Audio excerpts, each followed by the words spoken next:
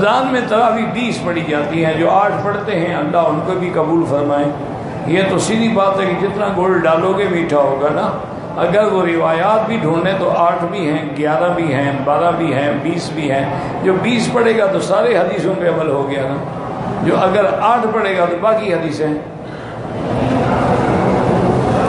اور یہ 8 والی حدیث تہجد کی ہے، تراویح کی نہیں ہے۔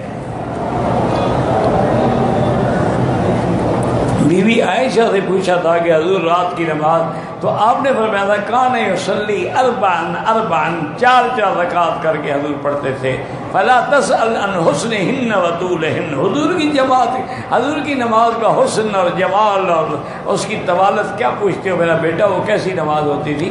تو وہ تو 4 تراویح تو 2 رکعت پڑھی جاتی ہے۔ اور بی بی عائشہ سے پوچھنے کا معنی ہی یہی ہے کہ تہجد کے بارے میں پوچھا جا رہا ہے، تراویح تو مسجد میں ہوتی ہے، کسی اور صحابی سے پوچھا جاتا۔ ضد نہ کرو، اصل 20 ہے، اجماع امت 20 پہ ہے، تعامل امت 20 پہ ہے۔ اور سیدنا عمر کے زمانے سے لے کر آج تک حرمین میں 20 پڑھی جاتی ہیں۔